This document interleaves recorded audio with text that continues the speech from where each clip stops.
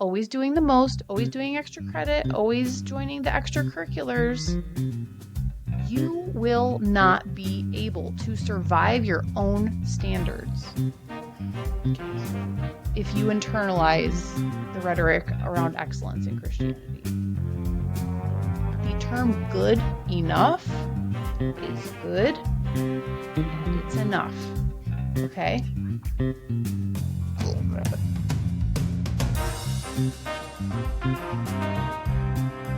Hello, everybody, and welcome to the NeuroSpicy. Yeah, no, that's where we're at.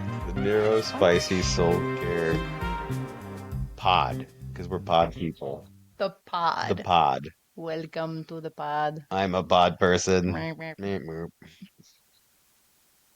What's on your shirt? What's going on, man? don't know. I'm just probably gonna pick at it for most of the show. Well, what happened to it? I don't know. It's probably just like starch from like pasta water or something. Oh, yeah. It's not super The visible. spaghetti was really good today. Yeah, it smacked. It was smacking. It was pretty good. Very dank. No, didn't like that one. Didn't No, like I'm it. gonna stop it. Nope. It was good. Yeah, you can just leave it at that. That's like a nice thing to say. Rizzed up some spaghetti.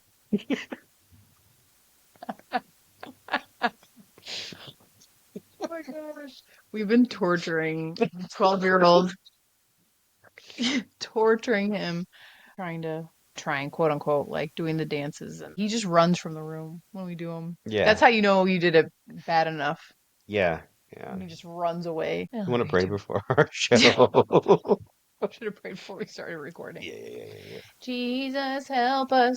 Especially because we're probably breaking the rules that we're going to lay out today. But we're going to have fun doing it, baby. May your spirit be with us, Lord. Absolutely. In Jesus' name, amen. Amen. Okay, So what are we talking about as today? we just let sneak to the Holy Spirit, Yeah. to the Lord, to the triune God. Yeah, because he didn't know what was going on beforehand. Yeah. Frank's enabling me a little bit right now. I'm a bit of an enablerist. Enablist. No, you're an enabler. I just want to say enablist. It's not right, though. What does enablist mean? It's not a word. Nobody says that. You're an enabler. You're Person who enables somebody else. So angry about a fake And if word. you were a real enabler, you would have been like, oh, okay, I'm not an enablist. I'm an enabler. What are we talking about today? Getting my way. All right. He could like feel that I was sad and that I was disappointed because he was like, I'm tired. Maybe we'll do it another time. But she was so sad, so I was like, okay, fine. But what if what I really needed was to not do this? Well, we wouldn't know that, would we? Because we're doing it right now. Well, I'm just saying, like... You know, we're going to get to talking, and this is going to go so well. I'm going to have to cut all of this. Don't make that noise with your face. Stop! I didn't like that sound at all. Okay, so remember in the last episode when I said I never work for 8 hours anymore? Guess what I did today? Did you work for 8 hours Worked today? for at least 8 hours. Oh, no. I was in the zone. The auto zone? Yeah, I think so. Dang. I think it was the auto zone. Oh. No.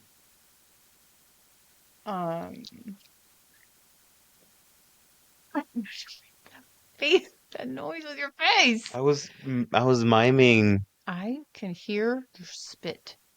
O'Reilly Auto Shop. Ow! Auto shop? Is it auto shop? Oh, yeah. Auto parts. It's auto parts. Internet. Destroy him. So, today we're going to be talking about principles to live by with ADHD and high masking autism. It's not like a real thing, though. This is just the boring ChatGPT title. Anyway, we're going to talk about background principles that you should keep in mind as you are executing on your daily tasks so that you don't get to the point where you're so dysregulated that you lose your mind and you overwork and you get burnout and then Mm. you don't like your life anymore. Well, you're not at the burnout stage right now. No, of course not. No. No, I'm not. I'm not burnout. And my goal is to not be burnt out. And I think after I review these concepts, I think after reviewing these concepts, especially, I'm going to be very careful to do some self-care tomorrow. Hey, that's really great. That's really good. Yes, we can't do it perfect, and that's okay. Um, Mm. but yeah, so our podcast mission is to help you turn down your worst symptoms so that you can kind of embrace the strengths of the neurotypes of ADHD and autism and live into your God-given purpose and be doing more of the things that you're passionate about and that keep you running and less of the things that you're doing because you just feel like you should do them because that's how you were programmed to try to stay alive for the beginning part of your life. Sometimes we work too hard trying to keep up and we learn to ignore all of the good things that our body is telling us that will actually help us live lives with less internal struggle and more drive towards the things that we actually care about that God wants us to be doing. Yeah. So the goal is to using some of these background principles, we should get a nice result of less internal struggle mentally, physically, and spiritually. But we have to be able to tune into those things before we get, because it's a slippery slope. Like once it starts to feel bad, it's almost too late. It's like when you're thirsty, right? When you're thirsty, you're already dehydrated. Mhm. Like when you're starting to feel dysregulated, you've already pushed it a little bit too far. Um, so just catching some of these early symptoms, these early little triggers that can help us say, you know what, I need to slow down or I need to take some time to chill out so that I can keep it up. Mm. Yeah. And this stuff is hard because it is countercultural and it kind of points us towards a life of simplicity in our schedules, in some ways in our homes as well, Mm. just keeping sensory stimulation down. And yeah, it could be very new for people. So Okay. let's get right to it. Alrighty. Um, so first we're going to talk about interoception and proprioception. If you've never heard these words, that's totally fine. Interoception is just a fancy word for your ability to like feel what's going on inside your body, to feel that you're hungry, to feel that you're thirsty, to feel that you're hot, to feel that something is itching you, that kind of stuff, that you're tired. It could also be part of your emotions as well. A lot of people with autism have trouble, really, they have more trouble like metering their own emotions than they do other people's emotions. So there can be some delay in figuring out how you actually feel about a situation, which is can be part of what's tiring. And that's important because especially when we're happy about what we're doing, like today, I didn't eat for a whole bunch of hours because I was just like having fun doing what I Wow. was doing. And if it wasn't for the fact that there were kids in the house that needed to eat, I don't know if I would have really slowed down to make lunch today. Once I did it, I was glad that I did. Took some time outside in the sunshine, read a book for a little bit, but that wasn't till like 3 p.m. Mm.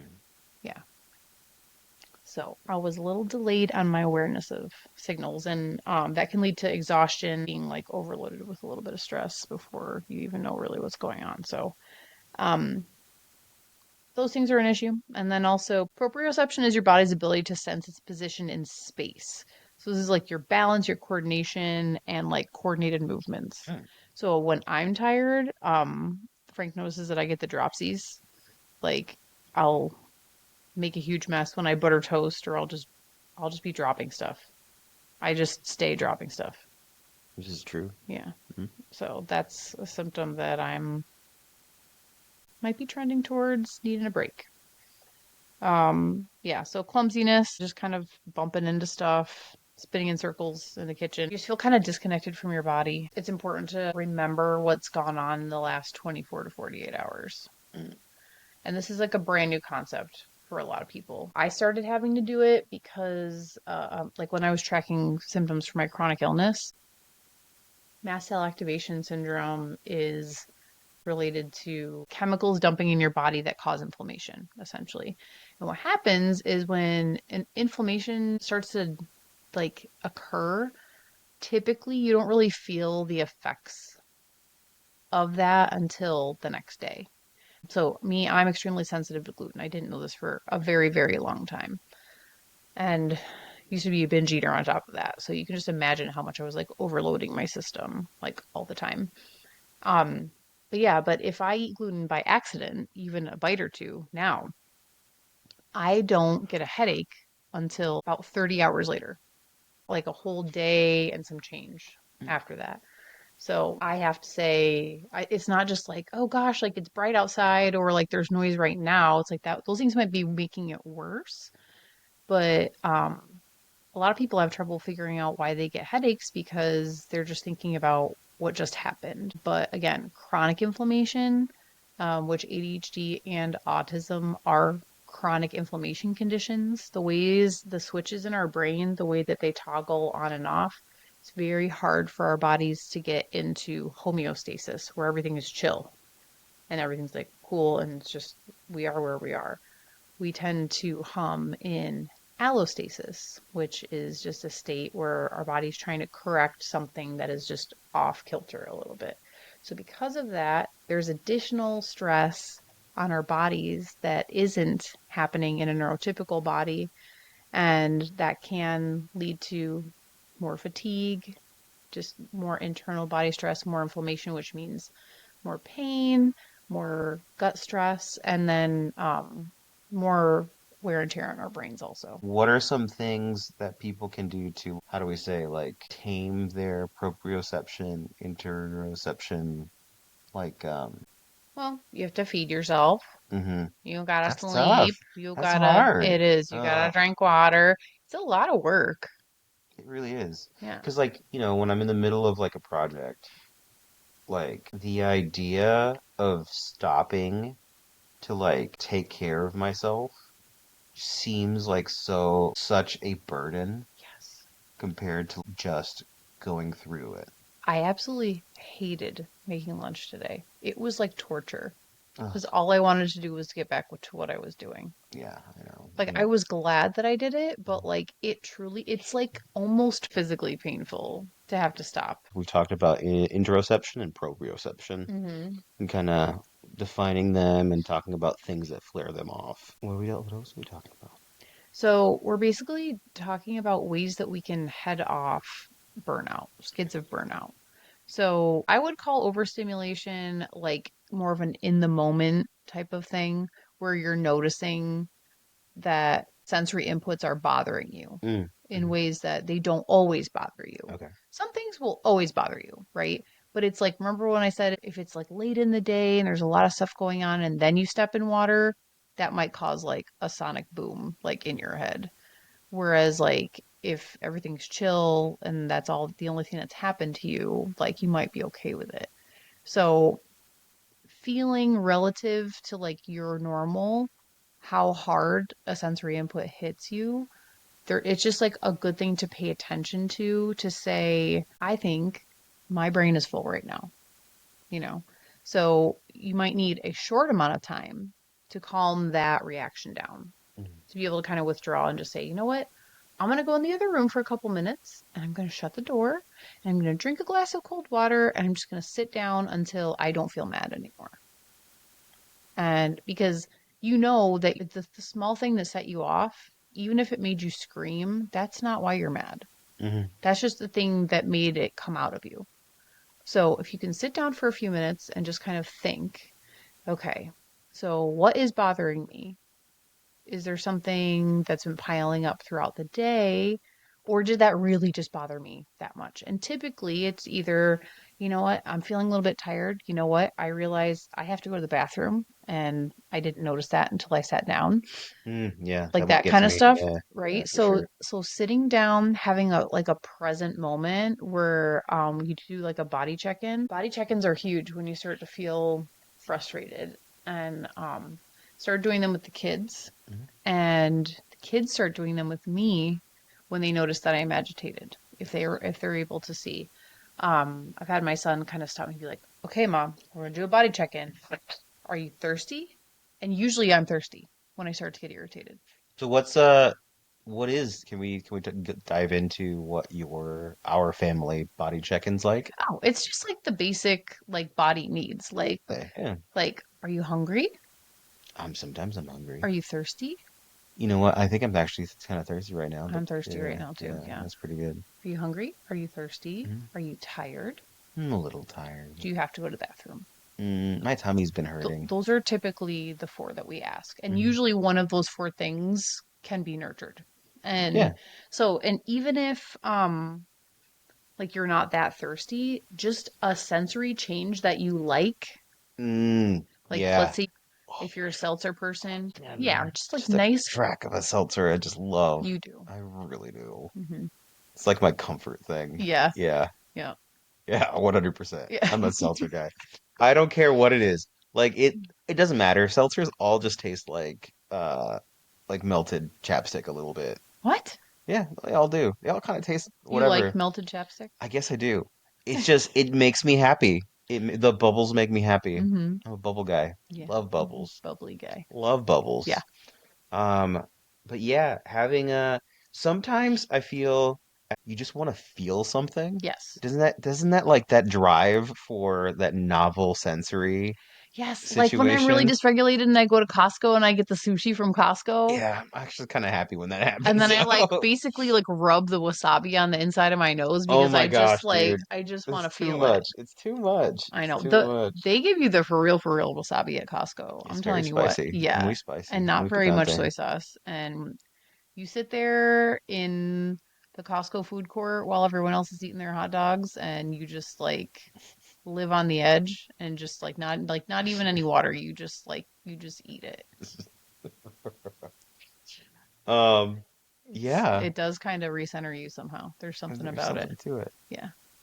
Right. So we've talked about our body check-in Mm-hmm. and like how important it is to sometimes just reset Yes. even your sensory sort Mhm. of like input Yeah. because that could really stop a meltdown, Yes, right? absolutely. Yeah, Mm-hmm. so like what is so we've talked a little bit about burnout.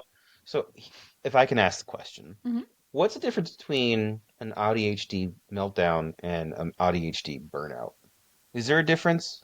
Yeah, for sure. I Yeah. think, like, as I said, I think overstimulation is like step number one. Mm. That's where you notice it. Hmm. If you ignore that and you push through it too hard, that can lead to a meltdown, which is a Mm. more of a shorter term thing that's typically towards the end of a day where you just kind of like um I had a mom like so accurately explain it to me like and you can apply this to kids as well. It's like you drive a car off a cliff and the car just will not stop until it rolls all the way down the hill. So whatever sets you off, you'll just think that that's like that thing is the end of the world.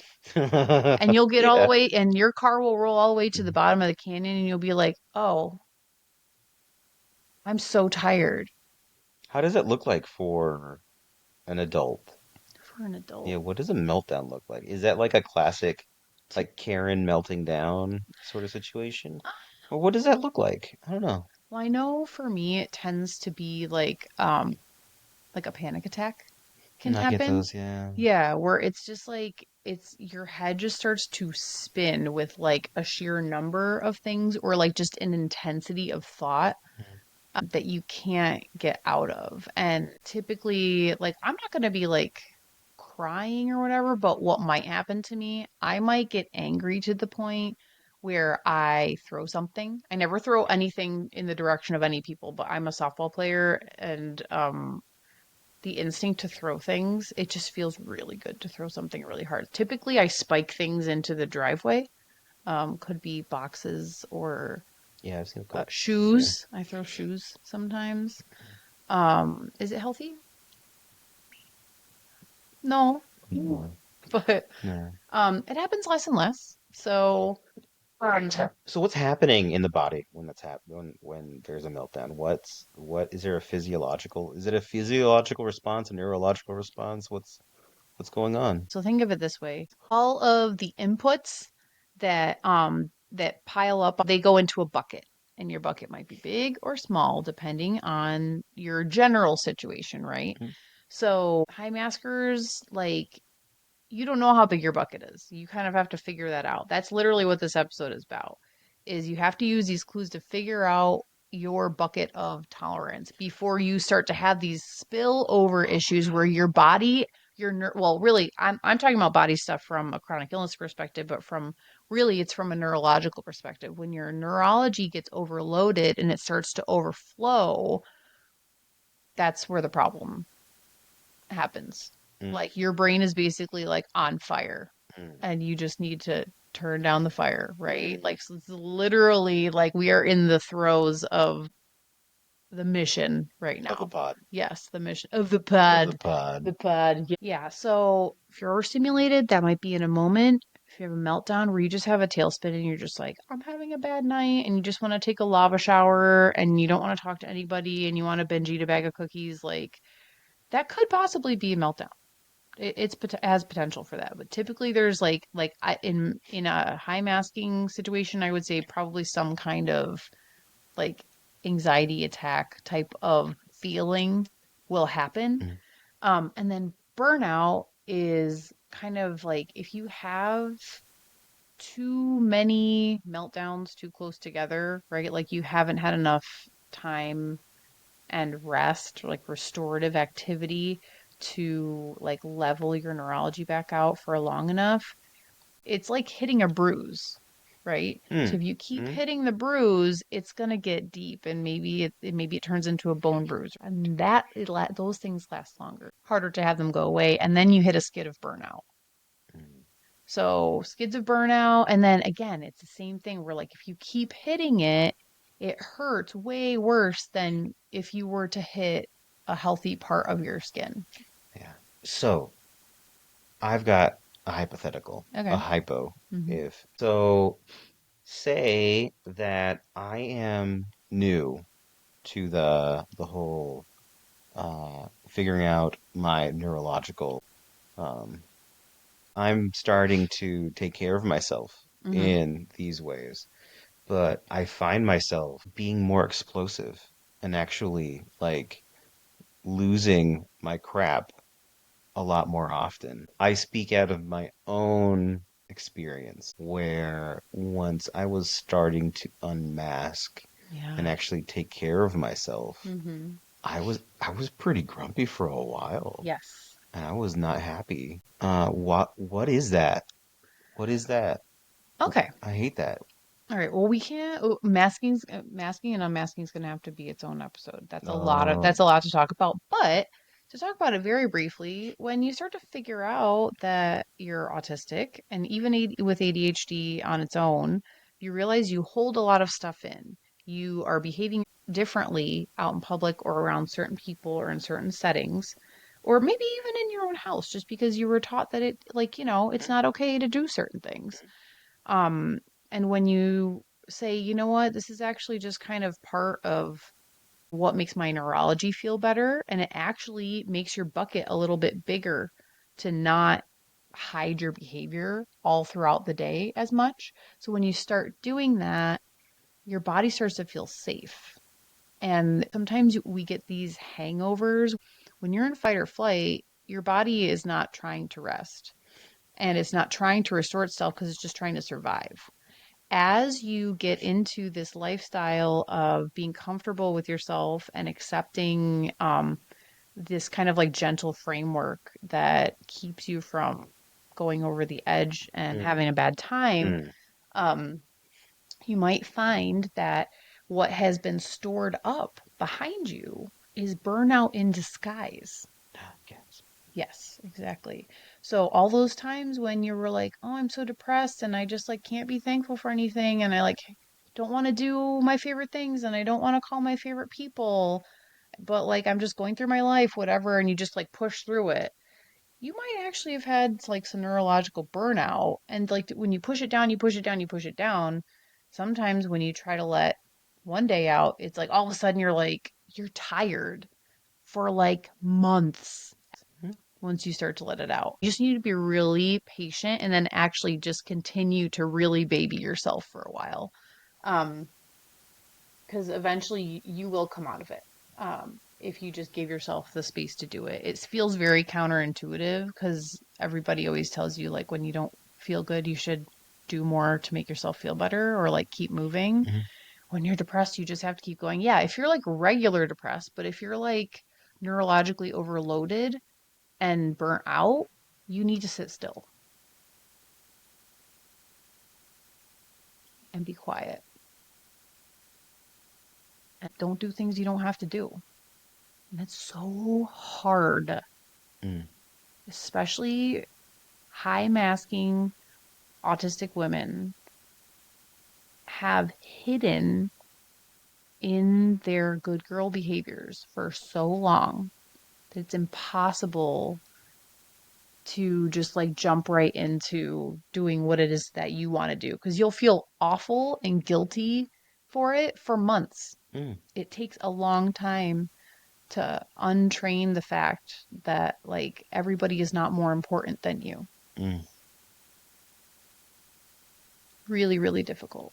To remember that your first ministry is your family and your kids, and the most basic thing that you could take care of is your own self.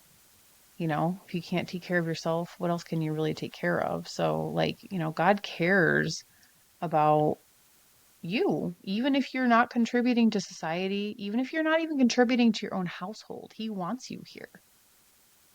And when it's time for you to get up from your Elijah nap, from your years and years and years of masking, God will tap you on the shoulder and say, okay, it's time to get up now.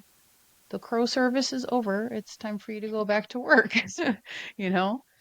Um, yeah, so just getting back to it, I'm just going to touch on a couple things that you can keep in mind as you're just living your life when you start to feel like you're headed for a meltdown Mm. and you want to start to kind of like You're, reel it you're back a checking little you're bit. checking these things Yes. as you're doing your body check-in, correct? Yeah, when Okay. when the emotional dysregulation starts to surface, Mm-hmm.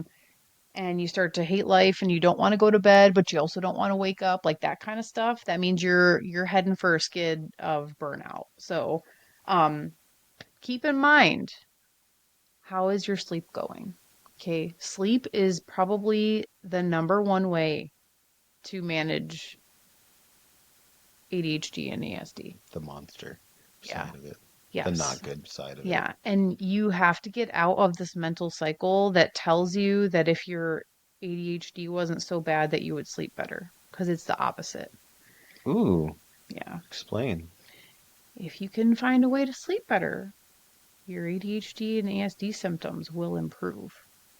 Period. The bad stuff. Period. How are you sleeping?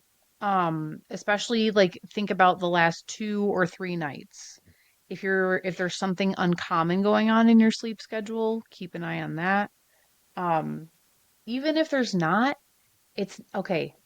Real quick principle. It's not about how early you go to bed, how early you're in bed. It's about how early you allow your brain to wind down. Ooh, Yeah. that's a tough one for a lot of It folks. really is because a lot of us, especially parents, the kids go to bed and you just want to crank out your passion projects. You want to do research. You want to burn your brain on the internet and do all that stuff. Oh, that's my favorite. Yeah, but you Mhm. have like, but we've been doing, well, recently we've been scrolling, It's but been like, tough. It's been tough. but anyway, Mm. we have to be gearing our brains down significantly before bed. An hour between any screen time and bed, the same hour between any high level thinking and bed. So you should not be planning your week 1 hour before you go to bed if you want to go to sleep well. Mm. If you're going to bed thinking about what's happening tomorrow, your brain will not shut down. So I actually heard this tip where if you think about something that's very comforting, like from your past or your childhood, I often think about like snuggling in a chair with my grandma, watching her do a crossword puzzle while she watches Jeopardy and absolutely murders the competition. It's crazy. Yeah, it's great. But yeah, just thinking about something that makes you feel comfortable, that's like a nice fond memory, whatever part of your brain that's in helps your brain kind of like slide into sleep. Mm. But if you're thinking forward, that's activating something that is not going to allow you to rest Mm. immediately. So finding some kind of, sensory trigger for your body that it's time to start calming down. I love to do I have red light therapy pad that I love to use before bed. That makes me feel nice and sleepy and cozy. It could be like an essential oil you put on your body, or maybe you have like a warm cup of tea or water. Yeah, like just something to like Start the to say, process. hey, it's cozy Yeah, to time. get your body and your mind Yeah, just ready for sleep. yeah. And then Mm. obviously like food is a big one. Ooh, food. Generally, like that there's we could do a whole series on food. So just, if you're eating bad, it's not going to help you. And if you're Mhm. eating a lot at night, that's not going to help you either. Oh So no. yeah, try to leave again an hour or two where you're not eating before bed. And then just we have to think about sensory input. Like if you're going to bed at night, think about that day and think about the day before that too. If you took your kids out somewhere crazy to like some really crowded playground and they were running in three different directions, like that probably really tired you out. Mm. If you went to Costco at like the peak time when everybody was there, that probably tired you out.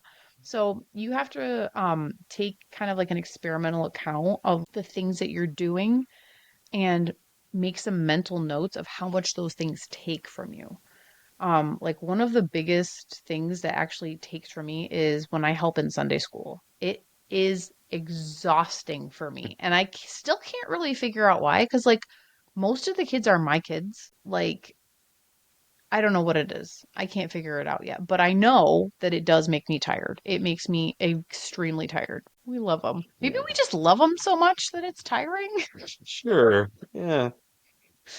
I don't know what it is, but anyway, so I know if I'm serving in Sunday school that weekend that like I'm gonna need a nap after church. I Mhm. don't always need naps anymore, which is great. It's taken a long time to get to this point, but I used to be like an every single day napper So when I was like, sick. But here's a question. So hmm like, if I'm a young person, mm or I don't have children, hmm what are some activities that you think that might be taking away from the bucket, so to speak?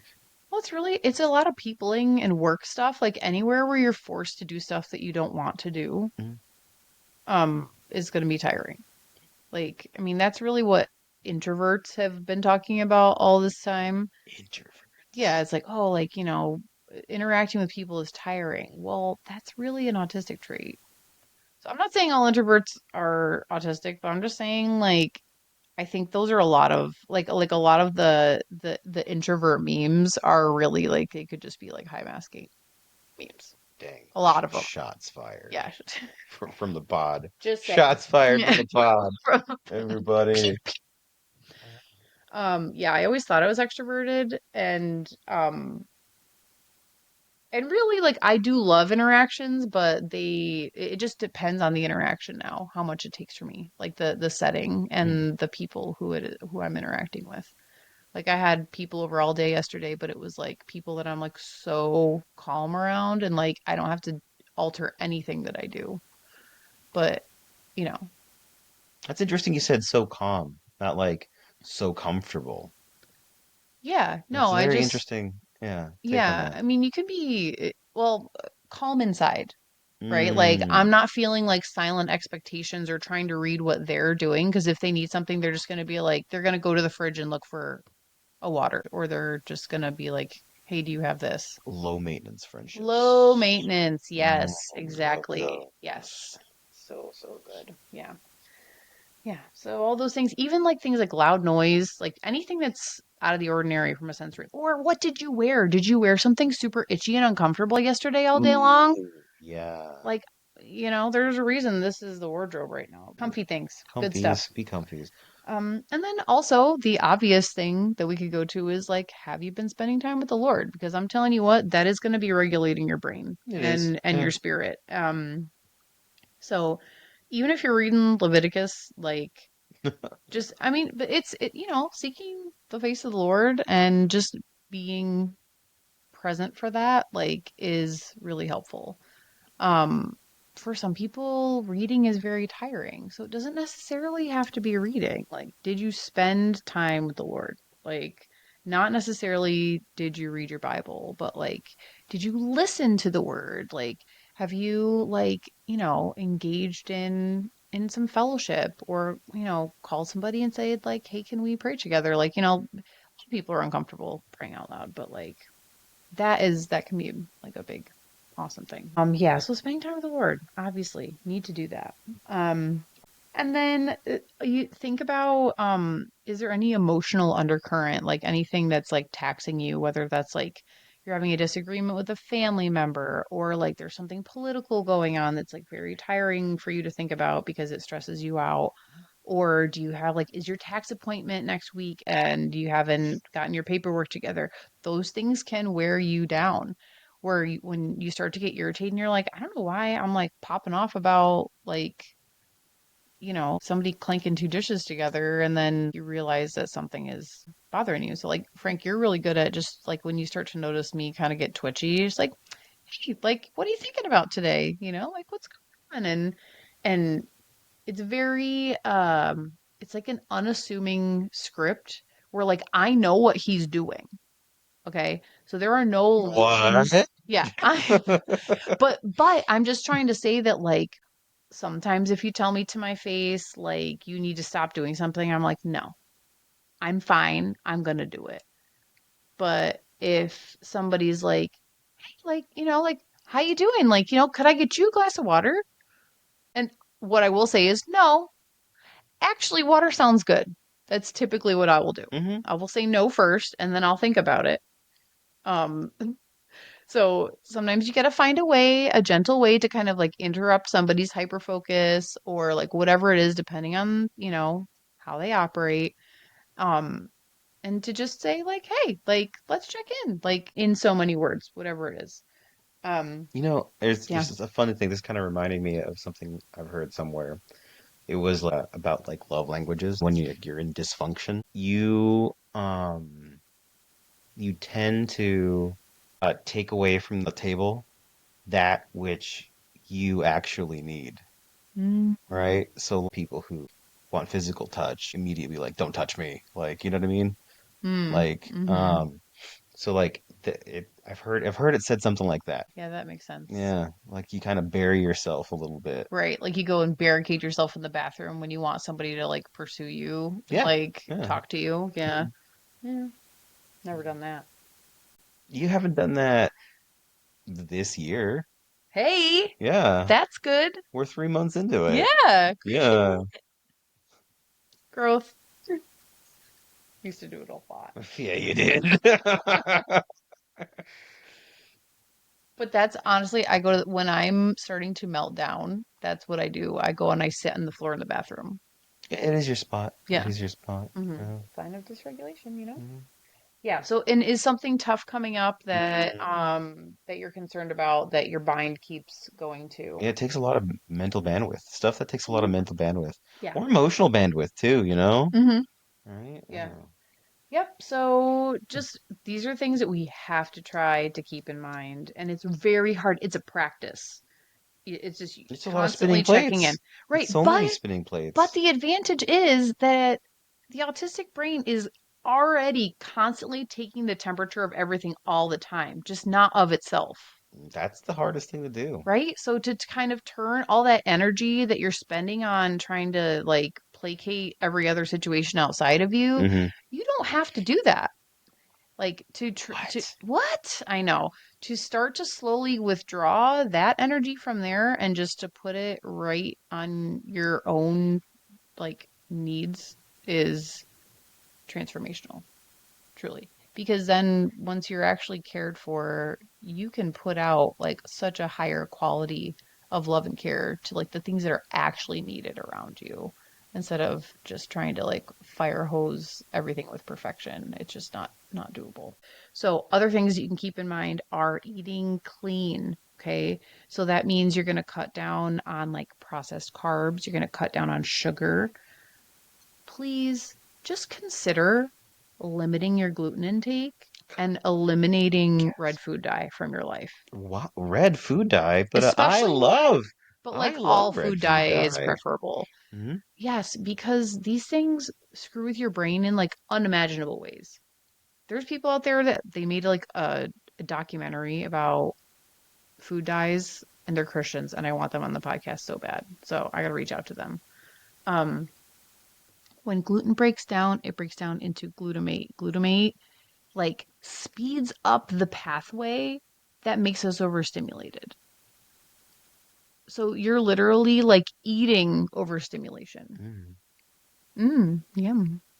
And there's so many good things out there. I'm gonna make you guys the best gluten-free episode that you just will, you'll just be ready to make the leap. It's Didn't you have gluten-free focaccia pizza today? that was yesterday. That Yeah. was It yesterday? was so good. I made it myself. And again, it's not for everybody, and that's fine. But if you can limit your gluten intake, that will help you when you start to get overstimulated. I guarantee it. Mm-hmm. Um, yeah, and just like general like additives, like just Stay away from yeah, them. just don't do it.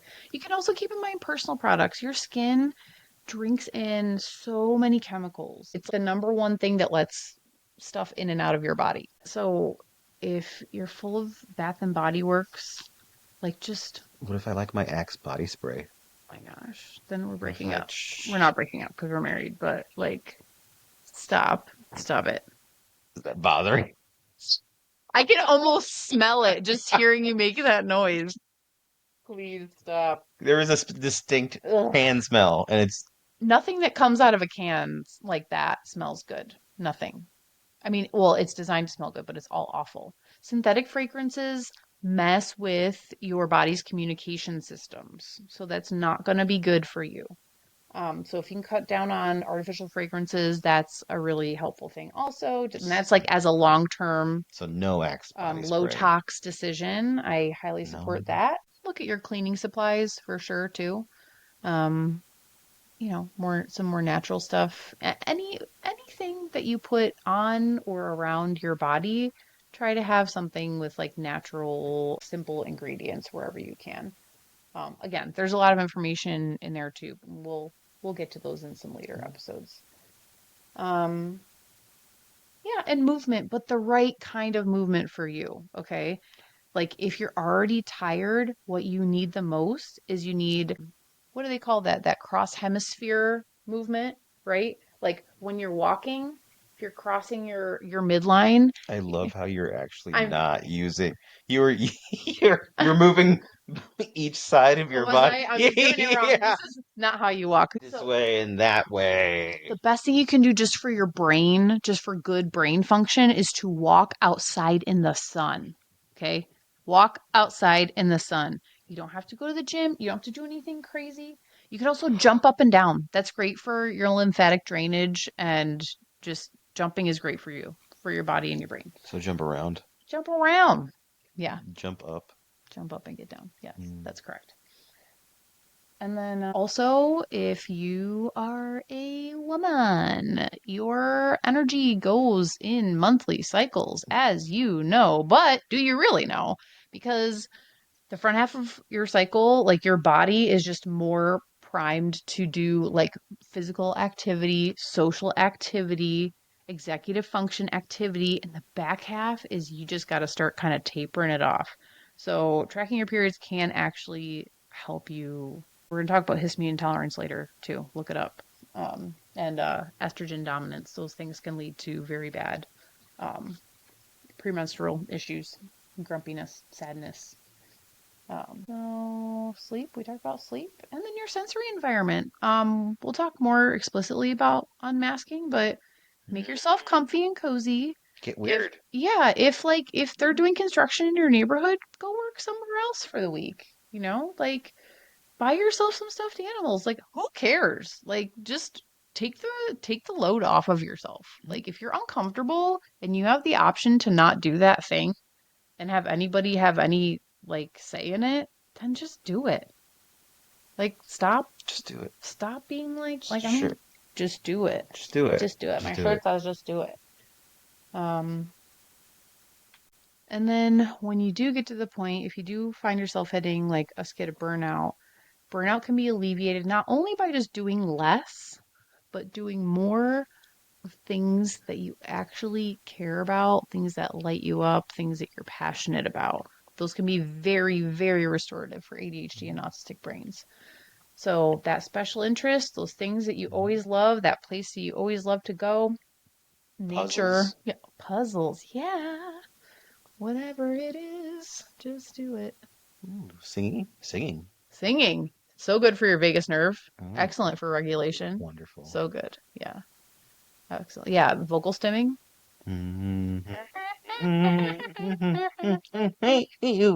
Yeah. Nourishing activities. If you're a crafter, you like to cook, you want to just verbally process with somebody, you want to go out in nature and talk to nobody, like you just got to figure out what it Yell is. into a pillow. Yeah.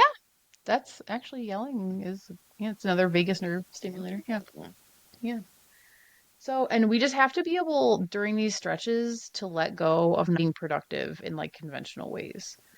If you run your own house, you're not living with your parents or like anybody who's going to be upset about it. Or like sometimes I'll just let Frank know like, "Hey, I'm not going to have much to offer today." And that way he knows he's going to come home to a sink full of dishes and there might be stuff like all over the house. We have pared down a lot of our stuff. This is a big part of how we keep our sensory stuff under control. It doesn't look that way because we have 3 kids, but our house has been a lot more under control. We spent a whole year getting rid of things little by little by little by little, over and over and over again. Clothes, toys, dishes. I feel like we're pretty close to another purge. Yeah, yeah. Yeah. But yeah, but it's okay to just be like, I don't think I'm gonna do any laundry this week. Laundry is a cyclical chore. If you still have a pair of underwear, don't do it. It's fine. It is fine. This is really important, okay? Hear me. The rhetoric in Christianity around excellence is absolutely devastating for an ADHD or high masking autistic brain because, as somewhat literal thinkers, what is the most excellent thing? Perfection. Perfection. There it is.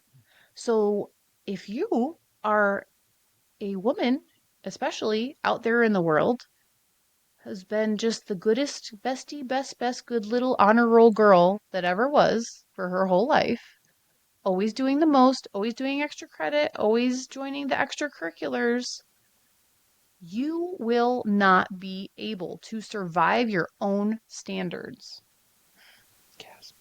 if you internalize the rhetoric around excellence in Christianity. The term good enough is good and it's enough. Okay? I love that. Yeah. Where did you get that?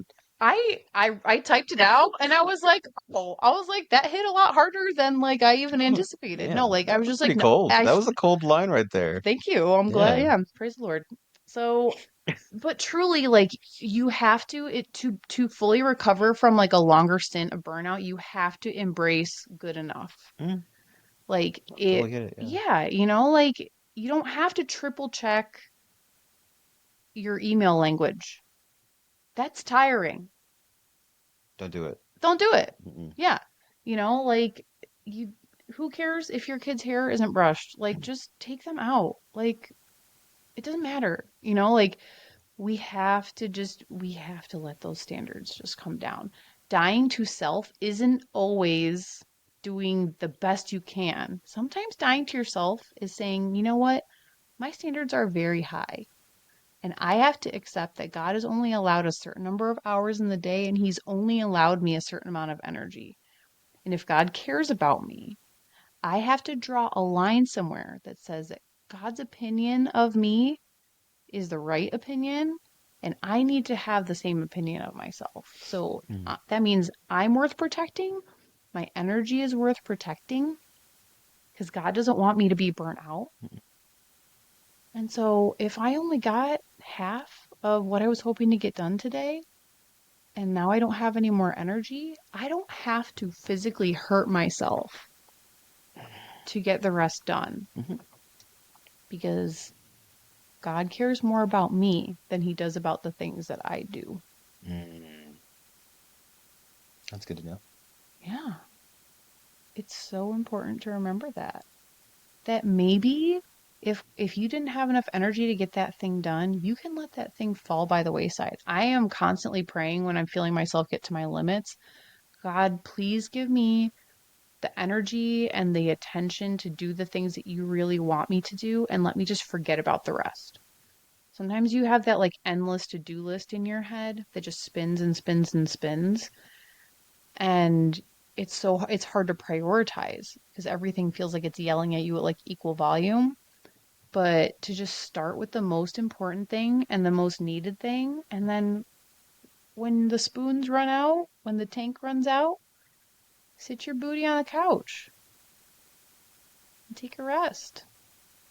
Listen to some worship music. Take a break. Hug somebody. You know? Can't just be scrolling. There's restorative scrolling and then there's doom scrolling. Yeah. I believe that there are both, but restorative scrolling should only take about 15 minutes. And then you're like, okay, I'm good. I'm going to get back to it. So just remember, you're a work in progress. You are not going to do this right for the rest of your life. Like, there's going to be things that you can't control that come up, right? Like you're visiting somebody in the hospital for a few days. Guess what? You're going to be dysregulated for a while. Like, something tragic comes up in your life, like you're going to be burnt out. It's going to be a thing. And I touched on this in the last episode too, but like letting somebody know, hey, I'm hitting a skid of burnout right now. I'll be okay in a little while, but like, could you check in on me in a couple of days and like make sure that I took a shower, like stuff like that, like to be self-aware as you're ready to slide into your burnout cocoon. If you have somebody that can just learn your patterns, even if they're not like, your spouse or a family member, like can be really helpful, especially if there's somebody who's also neurodivergent and they just get it.